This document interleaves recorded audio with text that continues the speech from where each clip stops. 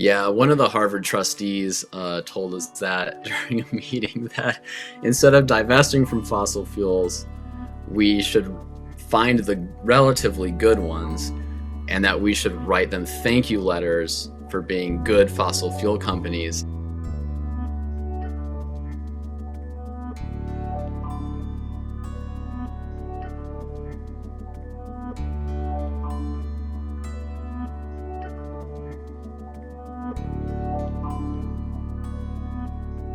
What was the idea behind getting Harvard to divest its holdings in fossil fuel companies?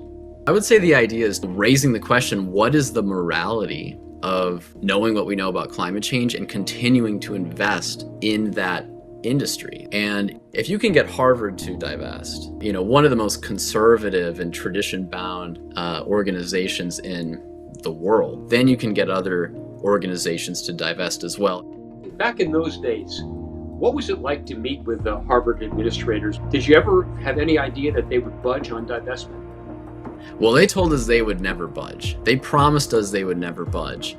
And, I was in a lot of those meetings myself. I remember talking to the president of Harvard at the time. I think at first, as students, we were really excited to meet with such powerful, people. And then that excitement, at least for me, quickly moved to disillusionment that these people in such a powerful position, serving an institution that's supposed to be about learning and progress and serving society, that not even they seemed to understand the problem, and they were not willing to consider, doing what needed to be done to deal with climate change. One of the tactics that came into play was at a Harvard-Yale game. I think it was 2 years ago. Can you tell me what happened there? The Harvard-Yale game, which is a huge event, the field got stormed by students who were, protesting Harvard's lack of divestment, and they just demonstrated the growing support for divestment. And this is a game that is aired on TV, so that protest got huge attention and made the Harvard administration look really bad. So Harvard has done a full 180 on divestment. Why do you think it's happened? They took a position early that was very extreme and rigid, I think hoping that it would deter the student movement and that students would graduate in 4 years and they would go away and the problem would blow over. But what they didn't really understand, I think, was that this issue is not going away. In fact, it's only becoming more intense, and that it's in their interest ultimately to change their position. And the students kept up the pressure. Not that long ago, the students filed a legal complaint with the Attorney General of Massachusetts saying, look, Harvard is a registered nonprofit, a public charity, and they're required to serve the public good. And they're choosing to invest in fossil fuels even though they don't have to financially. So they're violating their charter, and the Attorney General of Massachusetts should order them to divest, essentially. How did being part of the Harvard divestment movement affect you personally?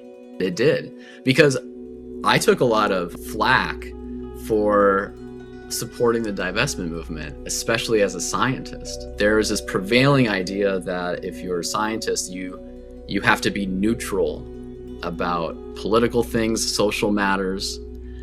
And to me, that makes absolutely zero sense, because if there's a disaster occurring, the rational thing to do is not to be neutral, it's to try to stop the disaster.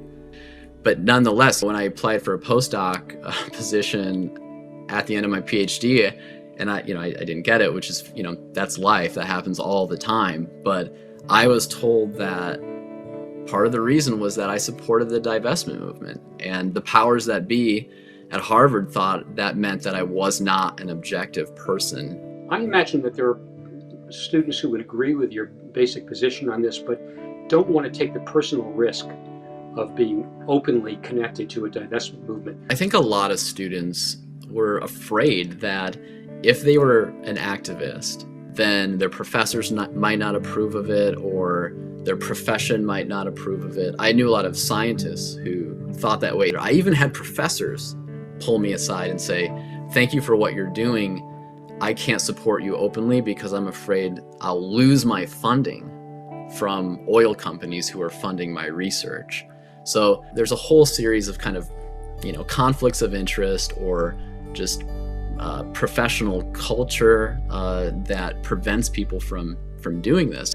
But I learned so much through the process of working on the campaign. I would never, ever do it differently. The biggest risk that we collectively can take, or even individually, is not to get involved. That's the bigger risk, in my view.